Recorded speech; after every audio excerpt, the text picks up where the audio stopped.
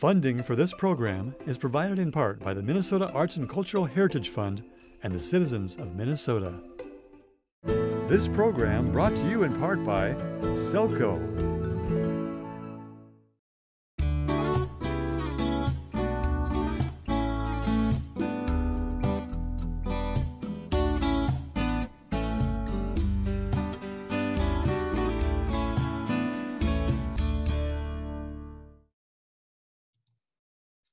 Good evening. My name is Julie Kleinfelter, and I'm the director here at the Austin Public Library in Austin, Minnesota.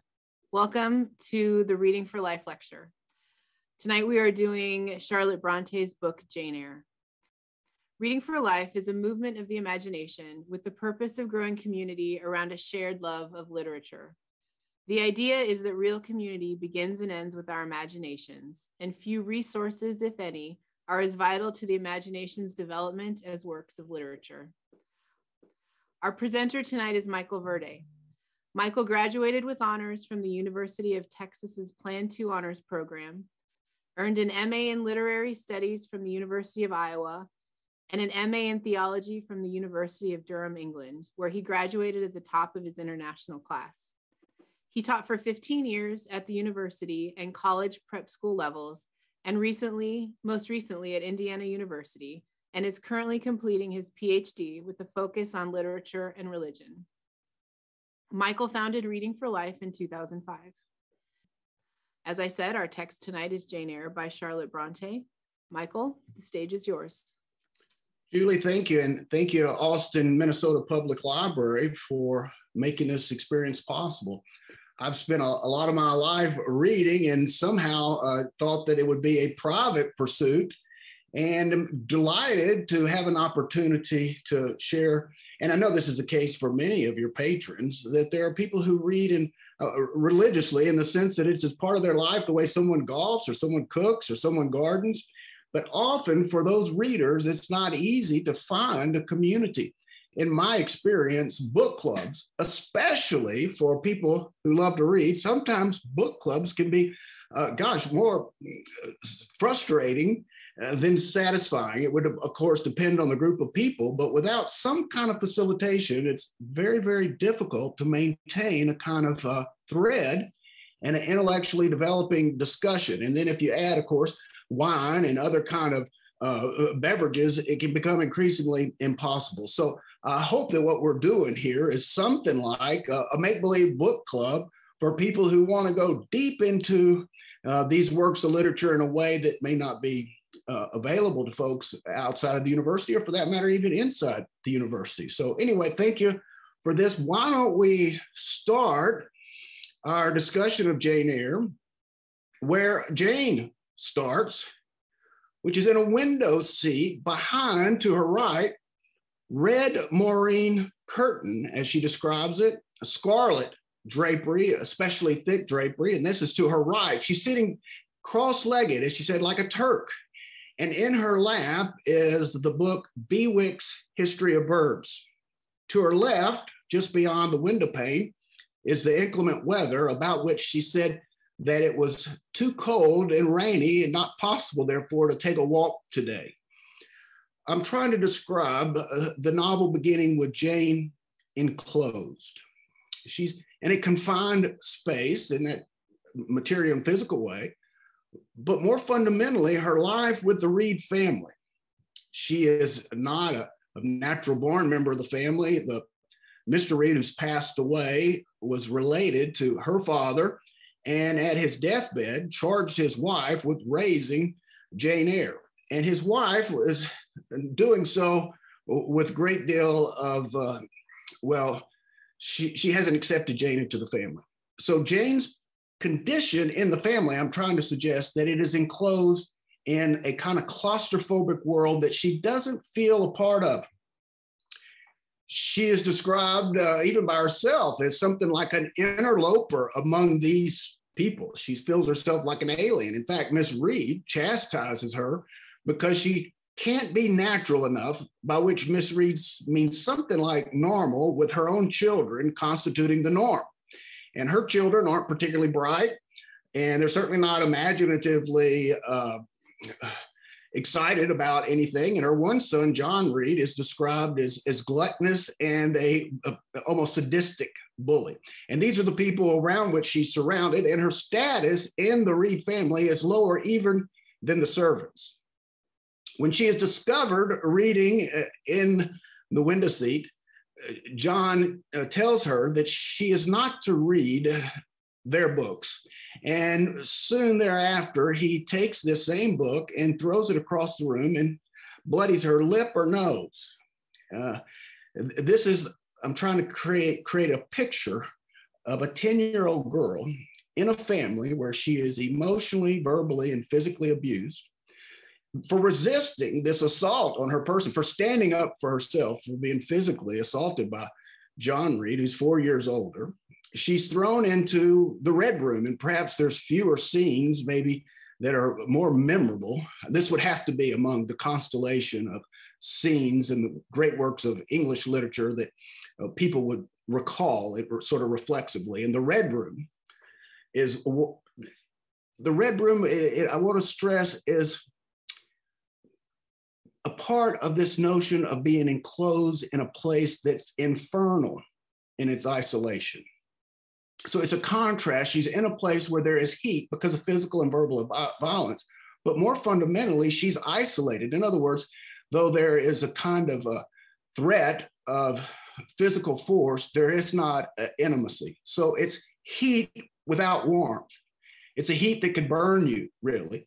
And the trauma that she experiences in this room that she thinks is haunted by a ghost, her mind now is racing. Gateshead is the name of the setting, so that suggests something that is broken into her. Her mind is racing in a kind of terror that leads to her actually passing out.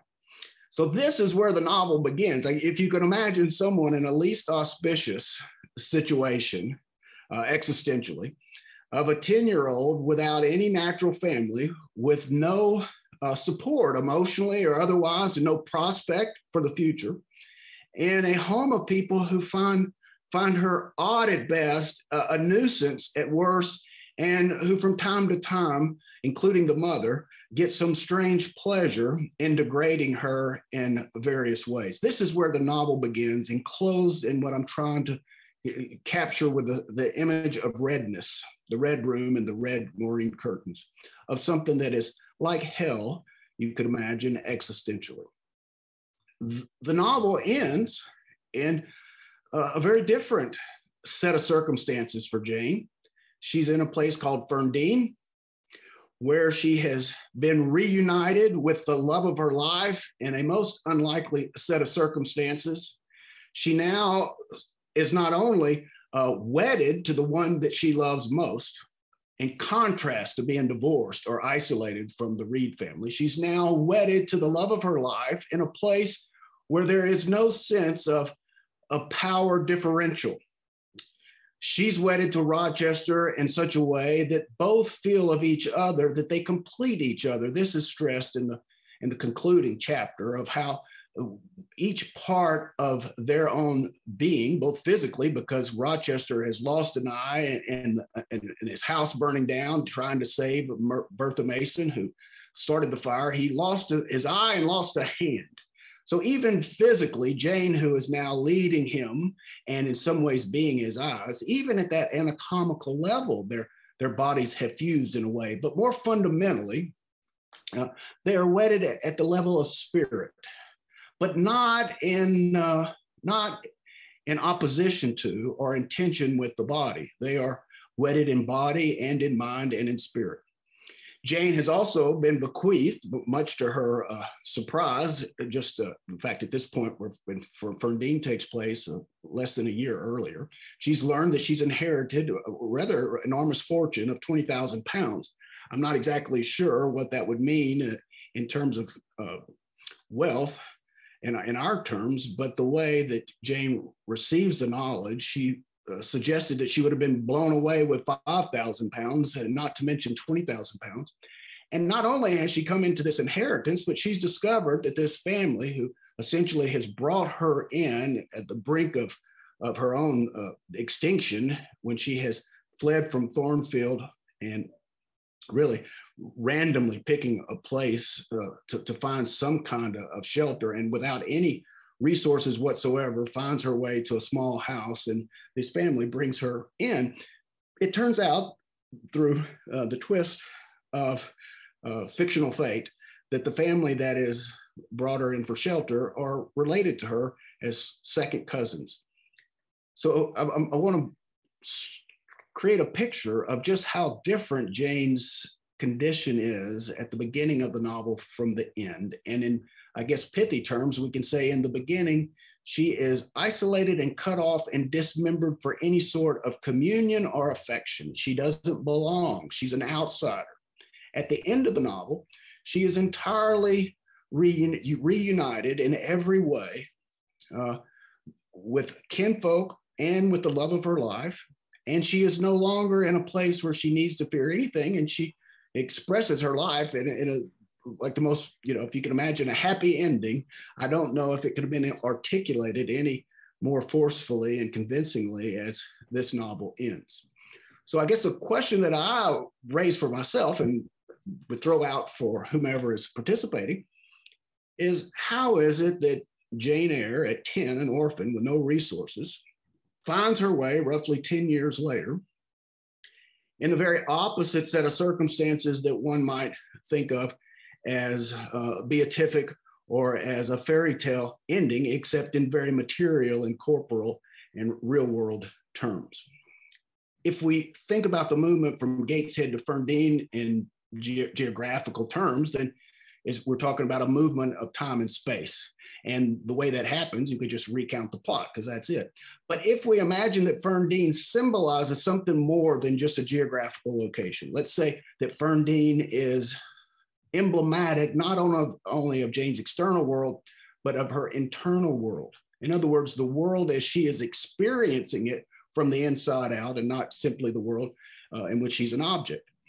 If we imagine how she moves to that kind of understanding of Ferndean, then I think things get pretty interesting. And I want to propose 3 ways that Jane finds herself going through the gate at Gateshead, through Lowood, the school where she attends, through Thornfield, through Marsh's Inn or Morehouse, and then to Ferndean.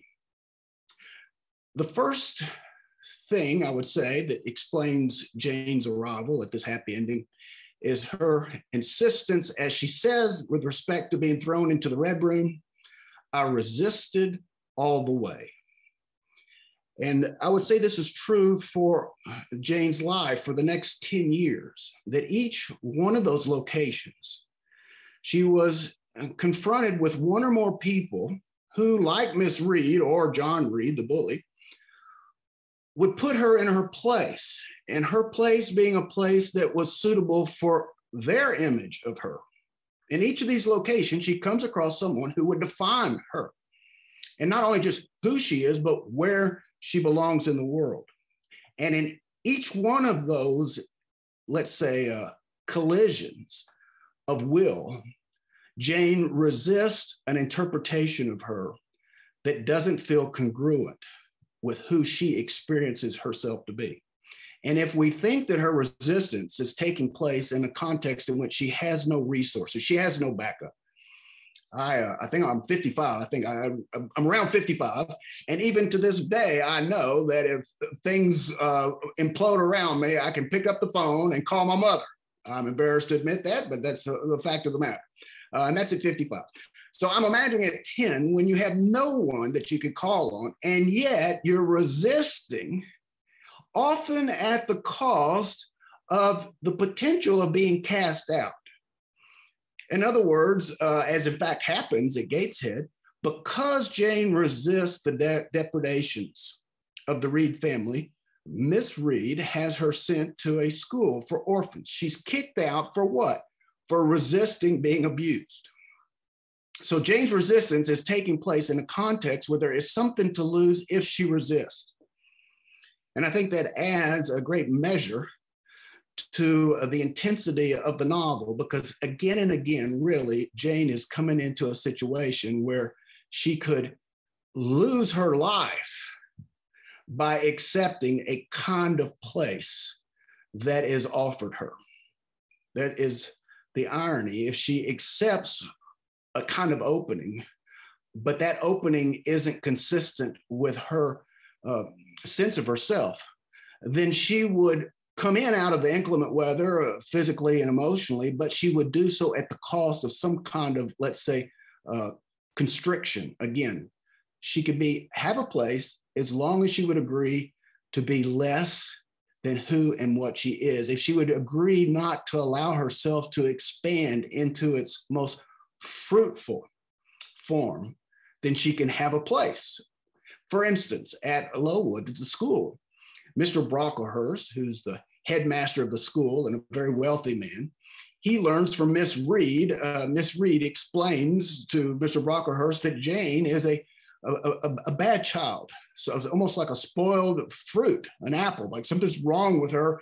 It really at a congenital level, but a spiritual level. It's not just that she's naughty. There's something fundamentally not good about Jane. And Mr. Brocklehurst assures Miss Reed that he would not let that definition of her escape his memory.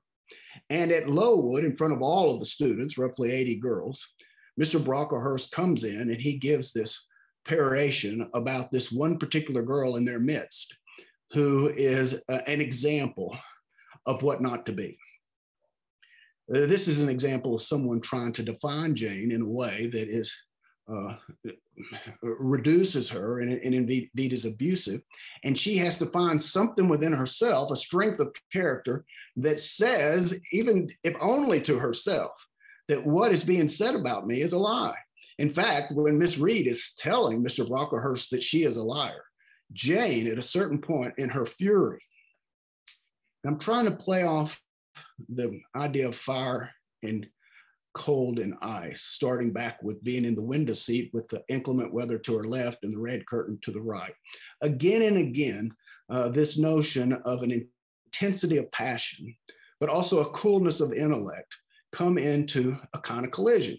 So for instance, at a peak of her indignation of Miss Reed, mischaracterizing her as a liar, Jane has something of she's had enough, and the spirit in her, and it must be a very intense spirit, because at 10, she is a very, very interesting young lady. One, she has read some remarkable books, namely, she mentions Goldsmith's History of Rome, and she's formed an impression of Nero and Caligula. She's also has some very particular books in the Bible that she's fond of, because Mr. Brocklehurst asked her if she has favorite books, and she explains that yes, she does. She likes Revelation. She likes parts of Kings and Samuel's. She likes Job and Jonah. And Mr. Brocklehurst asked her, well, do you like the Psalms? Now, you see what's going on here in a way is this 10-year-old girl has identified with the prophetic text of the Bible, and in many ways, the least likely text for a 10-year-old to get their mind around. And these are her favorites. But Mr. Brocklehurst wants to bring her back to these bromides, something, I don't want to reduce the Psalms to bromides, but you can see that the Psalms could be read as a kind of an anthology of quotable quotes that you can pick and choose from, these little moral niceties. And when Mr. Brocklehurst asks her if she likes the Psalms, she says the Psalms are not interesting. This is 10-year-old. I'm trying to explain the intensity of this child that is bringing her into a kind of conflict with surroundings that really aren't as capacious in their depth of awareness and spiritual prescience as her own interior world is. She's really, in some ways, too large for the enclosures that she finds herself in. And she has to, as she stood up to Mrs. Reed, stand up to Mr. Brocklehurst and his way of mischaracterizing her.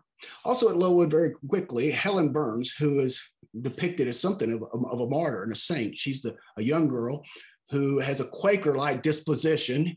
And in contrast to Jane's fiery disposition, Helen Burns, no matter what happens to her, in other words, when the teachers punish her or whatever, she accepts it with a stoic sort of, not just that she accepts it, she explains to Jane that she finds nothing really about it that is insulting. This is Jane who's arrived there having taken umbrage at Miss Reed and sort of standing up for herself. She bumps into a girl that she finds very, very interesting and very powerful person, Helen Burns, who begins to explain to her, Jane, your insistence on standing up for yourself is really kind of spiritually immature. And she gives her a conception of a spiritual life that would involve Jane retreating inward. The whole Lowood section is about light. And the plaque in the front of the school is a verse from Matthew 5:16 that says, "Let your light so shine before men that your Father in heaven will be glorified." And Jane looks at this verse and she's trying to get her mind around what light would mean in an institutional context. And she soon learns from Mr. Brocklehurst what it means. For Mr. Brocklehurst, it means give the appearance of being goodly, although in fact you're starving these young ladies and you're treating them as if they were less than your own children. In other words, he gives the appearance of being a Christian. This is what he means by letting his light shine. Whereas Helen Burns' light shines inwardly. Mr. Brocklehurst, it's all outwardly and nothing inwardly. For Helen Burns, it's all outward and not inwardly. Consider the name Helen Burns. Helen means light. And of course, Burns mean burns. So this section is about how do you get your light to burn?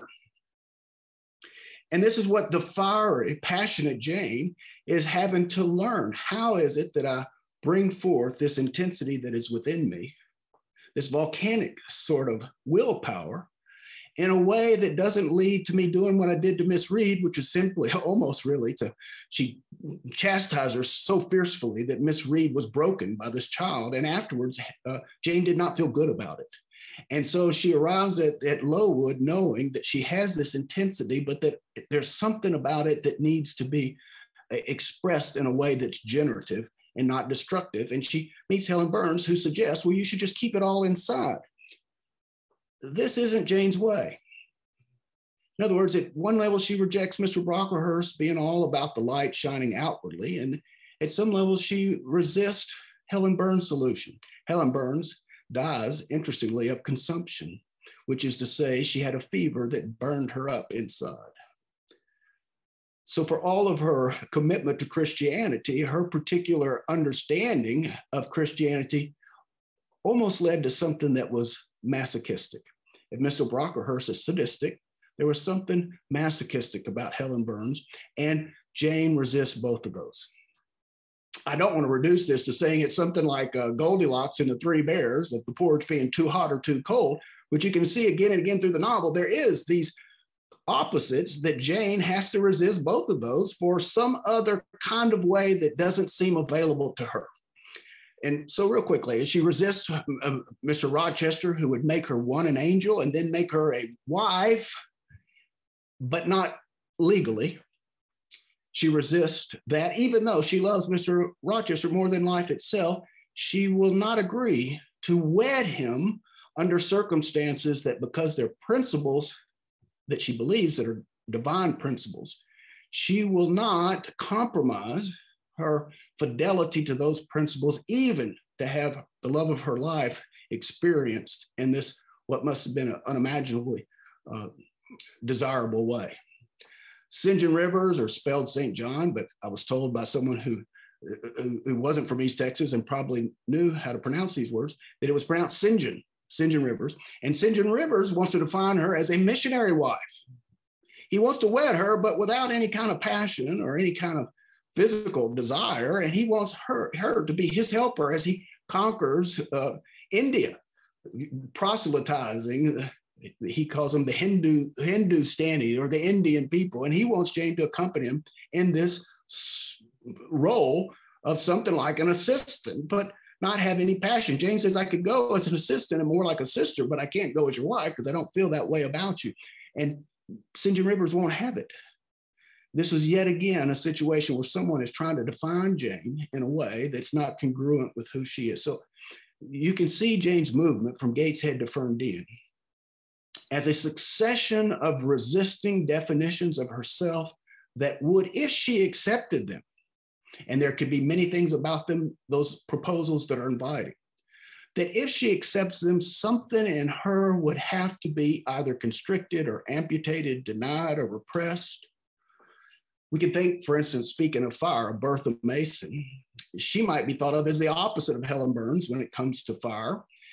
And and there was some indication, as Wade Rochester has described her anyway, that after she went mad, that she was closer to an animal, which would be to say there wasn't anything particularly reasonable or that would give her any kind of guidance as to her feelings. And those feelings are so strong that she ends up burning down all of Thornfield. That would, there's a famous book, The Mad Woman in the Attic, by Susan Goober and Susan Goober. I can't remember the other lady's name. The book is called Mad Woman in the Attic, and they suggest that Bertha Mason in some ways is kind of symbolic of Jane herself, or Charlotte herself rather, of having that kind of fury of being in a man's world enclosed and not having the ability to express yourself would lead to a kind of madness that this particularly symbolizes. And that, I think, is a profound insight.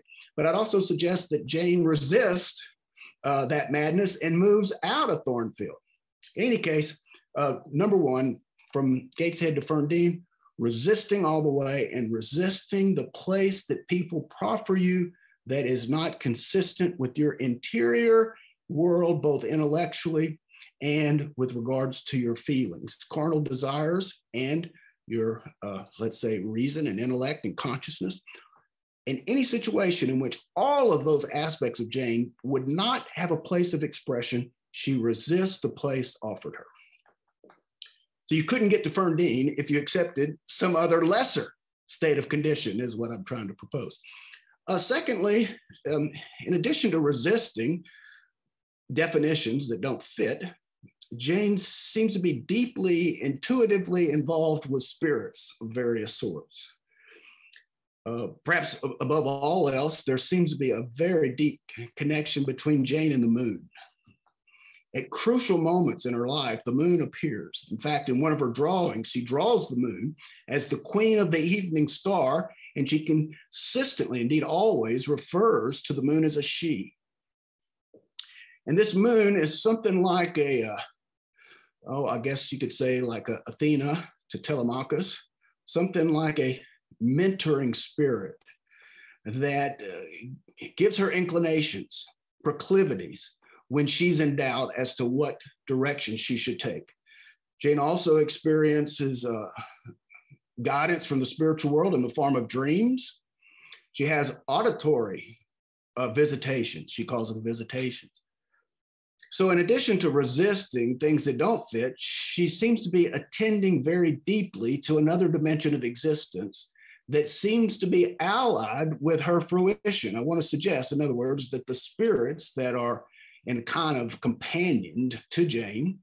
Again, she has no, for most of her life, she had no human companions or source of guidance. And so the spiritual world, in the form of nature spirits, I'm suggesting symbolized by the moon, but also with spirits that seem to be coming from her own interior world. And also from time to time, Jane is overcome by a voice that is her, but is not entirely under the dominion of her ego. She will all of a sudden hear a voice that will speak and say something that she perhaps had not been aware of. That too is an indication of the spirit moving Jane towards a kind of consummation of her identity that the social and material and physical world doesn't seem committed to bestowing on her. So that, I would say, is point two with regards to the, let's say, the transformation of her. If we were just talking about Jane's body, we could just say the transportation of her body, but really we're talking about the transformation of her entire universe from the inside out.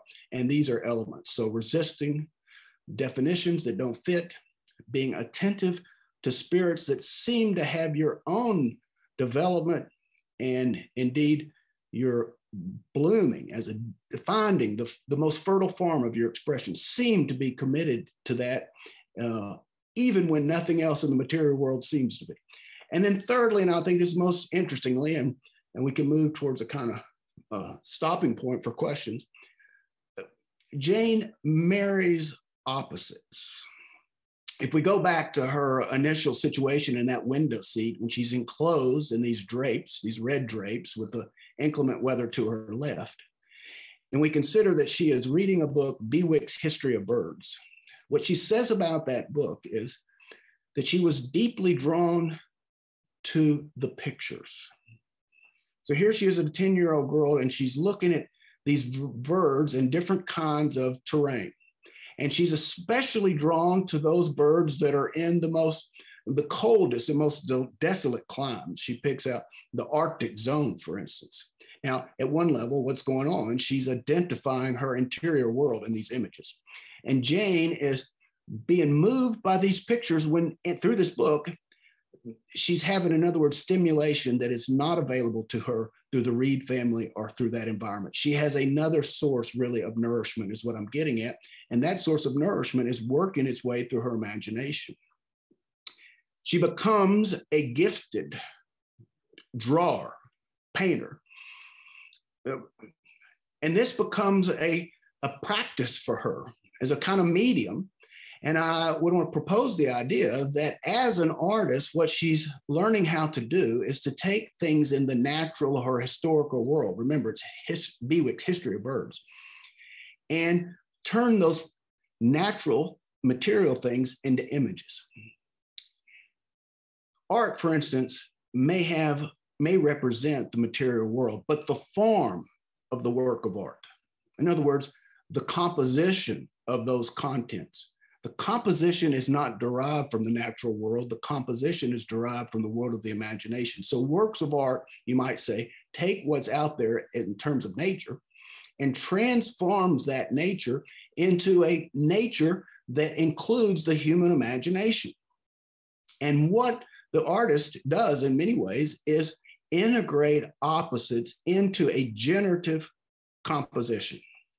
And I want to say that this is what Jane does with the opposites, let's say, of reason and passion, or ice and fire. In fact, you could think of all the characters in the novel as being symbolized by either ice or fire. I mean, think about it, just run through your mind. If you name a character, let's say St. John Rivers, he's described again and again as associated with things that are cold. In fact, at some point, Jane says to Rochester that he was an iceberg to her. Bertha Mason, well, there is fire incarnate. Helen Burns, fire, internal fire. Mr. Brocklehurst, as cold as could be, the girls for whom he was a steward are freezing to death. Each particular character, Rochester, is full of fire, and so is Jane. But what Jane has to do is to take that fire and meld it with her intellect. And the power that combines intelligence and passion is a sense above both in a way, and I'm suggesting that sense is the imagination.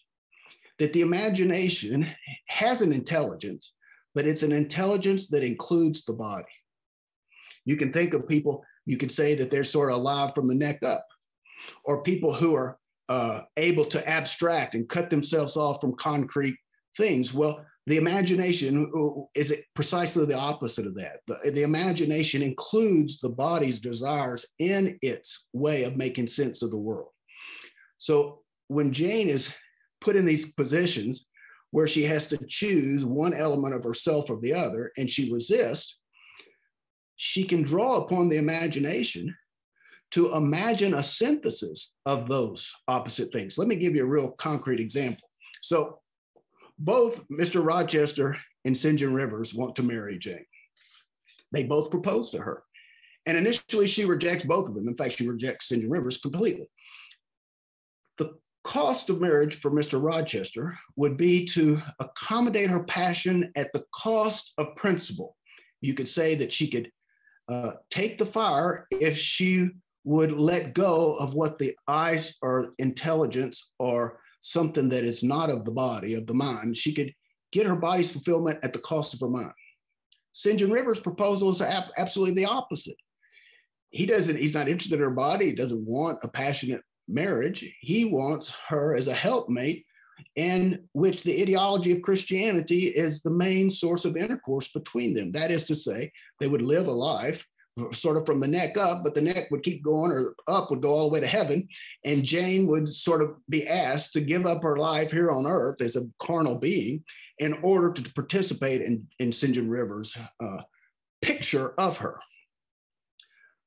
So if Jane resists these different proposals, it's because there's an element of her that can imagine how they can be combined. And I want to again use the word generative because the novel, it emphasizes the combination of white and red, white for ice and red for fire. The combination of those is green. If you get the temperature just right, you can melt the ice and have water. If you get the temperature just right, it can be an illuminating light and not an all-consuming light. If you mix even the colors of yellow for the sun and blue for the sky, then you get something like green. I mention these colors because Jane Eyre does. She has green eyes. St. John Rivers would have blue eyes. Indeed, he does have blue eyes. Why? Because he's associated with things that are not of the body so much, things that are higher, but higher at the cost of what is here down below. Jane, in other words, reaches Ferndean by taking what might be sources of herself that are in conflict or that could be accepted at the cost of the other. And she imagines that there's a way that those desperate aspects of her can be integrated into a sum that is greater than the parts. So I would say then that these would be the three principal ways that Jane is able, from that place in the window seat at at Gateshead, to that garden-like end of the novel, by resisting people that would define her in ways that were less than who and what she was and could be and could become, an ability to tune in to a source of guidance that was not readily available in the empirical world through the, what I would call in spirits. And finally, the ability to trust her imagination as what brought together the various aspects of her life, interior and corporeally, to create something that she participates in the creation. This is what I want to stress, that Jane is participating in the creation of the final expression of herself. Now, she is not solely the person that is dictating. That too would be a break in opposites. She's the opposite, in other words, of dependency and independence. Those two have to be combined. At the end of her life, she is not independent and she is not dependent. I'm speaking about on Rochester. She has reached a level of intimacy and union that transcends the very difference between independence and dependence. You see, those opposites are the world that she, in fact, has grown out of into another world altogether, symbolized by Ferndean. So how about, we're just scratching the surface here, but how about if we just hit pause and see what folks have going on in their imaginations, and then we'll sort of take it from there. Great. Yes. So I think, let's see, if I go back through, there was one. So Steve did mention when we were talking about the Red Room, he said, does the Red Room also in some sense indicate being trapped in her heart, that she is an emotional prisoner as well as a physical prisoner? I think it's very stimulating. Steve, you want to add to that a little bit more? Yeah, I would say, I feel like what you're describing as far as Jane's situation throughout the book is a very well developed description of the dilemma of women in Victorian society. She might have something going on upstairs, but she's not allowed to use it. She's trapped in her room because she doesn't have agency. Emotionally, she's a prisoner. The men are all condescending or brutal, you know, all the kinds of things. And it's like, oh, this is what she's describing as life was like for women in Victorian society. To me, the red represents blood, also as fire, and that she was an emotional prisoner. That when she talks about the Red Room, I think of immediately her heart, and that her heart is trapped when she's younger. That I think is very insightful, and I appreciate you suggesting, and very aptly, that there is obviously a context here, a political and social context, that explains her enclosure.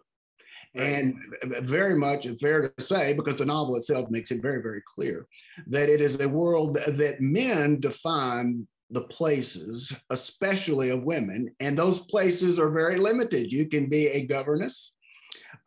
You could be a teacher in a school, but you would certainly be answering to a man ultimately who was funding the school. You would be sort of like maintenance, except for the mind of young people. You could be a maid, I suppose. There was very limited, and this is of course true for Charlotte Bronte as well. And so you can imagine, if you do, just as you're saying, if you have this interior world that is so vital in many, many ways, including with regards to desire, intellectual desire and imaginative desire, and you're faced with a social world in which there is no place, there's no infrastructure, there's no supporting lattice or farm in which you can come to fruition, then what are you going to do with that intensity of your being? Well, I think you're exactly. And there's a part of me that thinks like the only tool she has really is passive aggressive behavior, and a lot of what she writes about is exactly that. Well, I'd have to think more about that. Tell me what passive aggressive means to you. Well, the business about keeping it all inside. My grandmother was a perfect Victorian lady. She kept everything inside because you didn't have agency to express what you really felt or to exercise your will, because that was for the men to do. And that kind of stuff to me is, and so the ways they dealt with it as well, I'll just keep it to myself, but then quietly behind the scenes, they do what they wanted to do, kind of a thing. And so in a kind of a passive aggressive way, they could make things happen. But that was part of the Victorian mix of how things worked. Right. So part of the survival strategy would be and I think that's certainly true in certain instances. She has, the more confidence she gets, and her confidence really, in a way, comes with this love with Rochester and Rochester's willingness to recognize, when she shows her paintings to Rochester, at one point he says to her, who taught you to paint the wind? Yes. When she was younger was more the passive aggressive stuff. Well, except the fact that there were certain times when she was aggressive. This is what got her kicked out of Gateshead, is when she refused to be passive aggressive. So I would say that certainly Jane learned some survival strategies that one had to learn, including probably being submissive for people that were beneath you, inferiors. In fact, you can see with the people around Rochester, the wealthy people that he brings into Thornfield, they treat her dismissively, and she feels herself superior to them, but she doesn't act it out. So in a way, I would agree with you that there is a kind of passivity in her judgment of their mediocrity.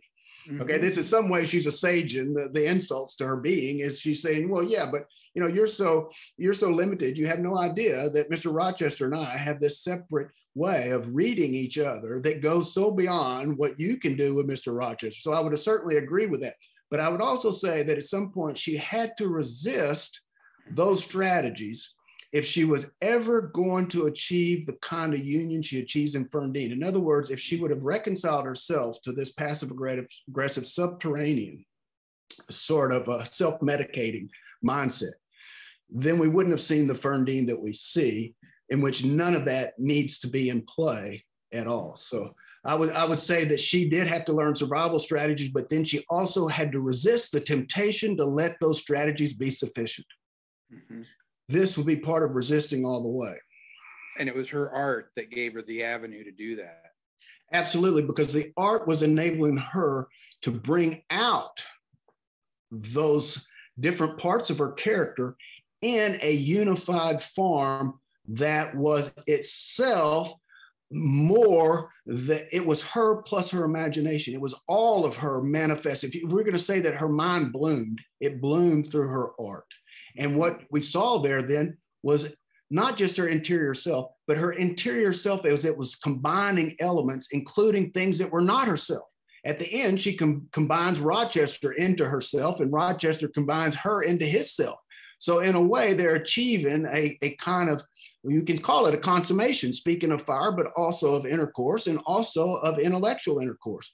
They consummate what is within them by finding a form that is generative But in order to arrive at that, it requires dialogue and communication. So the communion that you see at the end of the novel between Jane and Rochester is most symbolized by their capacity to communicate with each other. And for it, we talked all day, she says, and it was always delightful for us to be in each other's company. In other words, their communication was achieving something larger than each of their individual entities. And that involved the ability to combine. I want to say that in this novel, the highest virtue, spiritually and otherwise, is a person's ability to wed. In this novel, if you can marry, not just marry another person, but marry things that are in you that may not be obviously synthesizable. If you can marry the different parts of your world into a fertile union. So Miss Temple at Lowood, who is the one real, you could say, Christian who is getting her light just right because she's using her virtues without calling attention to herself like Mr. Brocklehurst and without burning up inside. She's responsible for those girls and needs to keep them alive. And she's figuring out ways, clever ways of subverting the system to keep these girls alive. And at a certain point, what do we learn about Miss Temple is that she marries. And then the fact that St. John Rivers, at the end of his life, doesn't marry is a profound critique of his Christianity. And it is done in such a subtle way. The last two paragraphs seem like they could not be any higher praise for St. John Rivers having decided to leave England to achieve the higher ground, the higher crown of glory. But what does she say about him? He never married. And deep down, she suggests very clearly that the path that he pursued was one that his own will carved out. He wasn't in communion with spirits. He wasn't having to wed. His own desires was something. His desire was to dominate through his ideology on other people. They were going to have to be saved by him, just as, in fact, he suggested to Jane that if she didn't agree to what he was proposing, that she was offending God and would burn in hell. Jane Eyre was seeing that use of this ideology as a way that would lead to her being sacrificed in the name of something higher, when what she was looking for was something that involved here and now in a kind of fruition. So that's really interesting, because that was going to be my question for you, Michael, was at the end of the book, the first thing I wrote was, why did we end with St. John Rivers? But that makes sense if the idea was the wedded piece. Yes. That really makes sense. Consider for just a second, Charlotte Bronte was deeply influenced by the Romantic poets. So Wordsworth, Byron. She thought that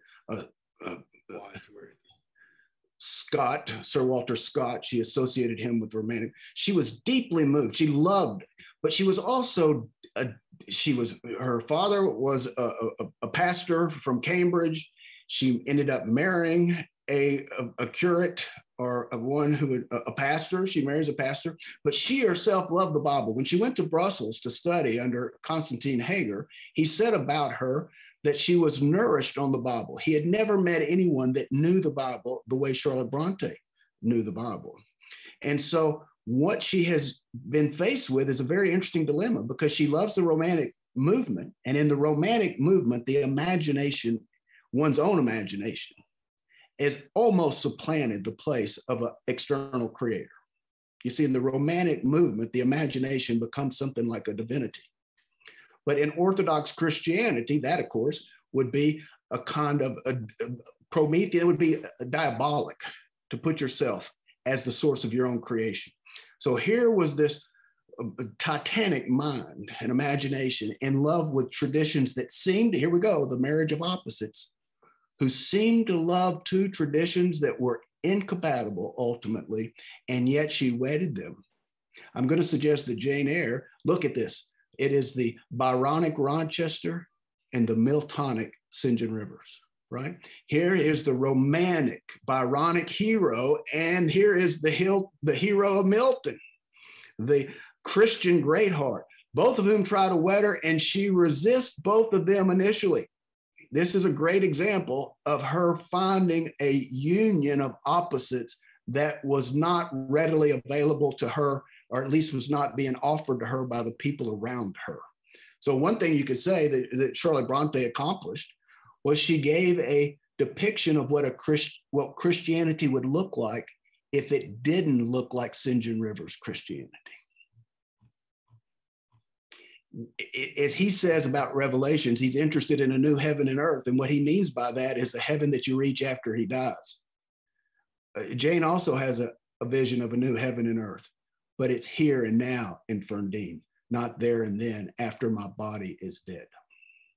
It involves the fulfillment of my body. This is a powerful, and she does it in such a subtle way, as you mentioned, Julie, that the last two paragraphs seems like she's praising St. John Rivers. But if you read those very carefully, it is a lacerating criticism without ever saying so. And interestingly enough, when this novel initially was published, there was, from many sectors, they've applauded it's powerful. Interestingly, one critic said, if a man wrote it, it's brilliant. If a woman wrote it, it's a work of the devil. So that was really an interesting comment. But the Christian Remembrance, that was a quarterly, and another very popular quarterly on the conservative Christian side, condemned this book as being anti-Christian, because they could sense that there's a power in this that doesn't seem like it's subordinating itself to our ideology. And that's precise. If you read the third preface, or the second preface that Charlotte, and she's responding to this rejection in some Christian quarters of her work as not being Christian, when she herself, of course, is imagining that she is given that she's created something that is full of Christ. It's just not in the way that St. John Rivers was proposing. It was a Christianity that included the natural world, that included this earth. If you read that second preface, I've never, you can't find too many people who in a public forum will speak up for themselves to the critics. She wasn't apologizing. She was essentially saying that no wonder you think this is anti-Christian, because prophets from time immemorial have been rejected by people who called themselves religious. And this is just another example. So anyway, that's just, I appreciate you bringing in the social and political context, because there is something going on intellectually here that involves a new version of what Christianity might look like. And I would propose one that's very viable right now. I also really appreciate that perspective, because what we did To Kill a Mockingbird, we talked about how if you had experience living in the South in certain society, you had a different way of reading that book maybe than somebody who didn't. And I think that the same thing is true with this book, that we're far enough away in time and maybe distance from Victorian England that there might be ways that this language is used in this book that it might have lit critics up at that time, that we might just like gloss right over because we don't connect with the power of those words in the same way that somebody who was Victorian England might. Absolutely. I mean, as the one critic said, if a man wrote it, it's genius. If a woman, it's diabolical. Yeah. And that's kind of an interesting way to kind of wrap things up here in our last few minutes. Why is this story still in the top 100 best books when there are lists? This one always makes it in. Why do you think that is, Michael? Well, people can love this book for lots of different reasons. So I'll just throw out some that seem to resonate with me.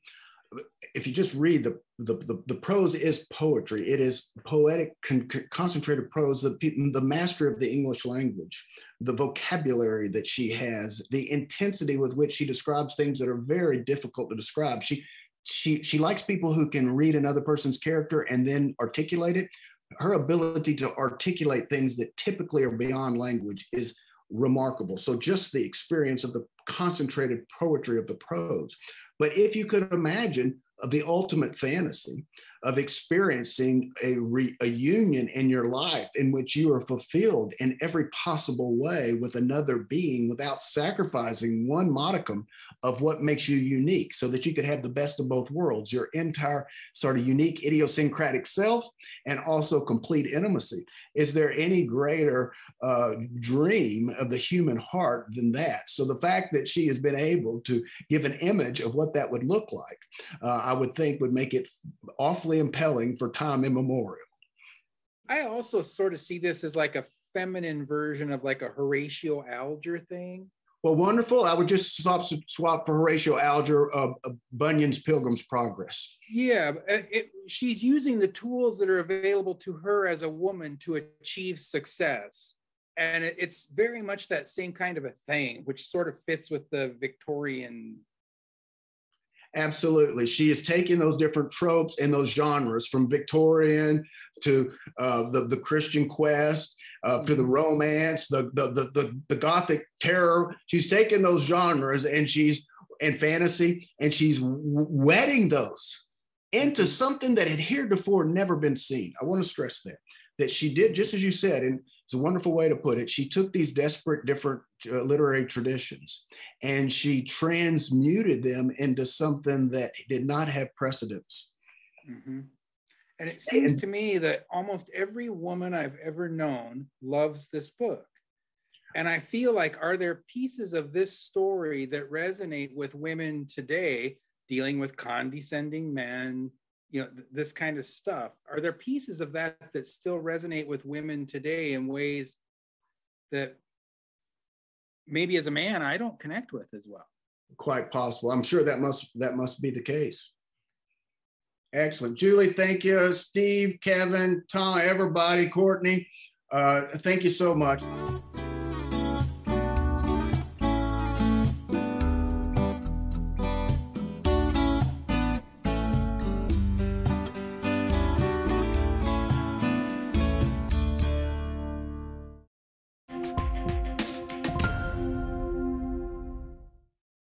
This program brought to you in part by Selco.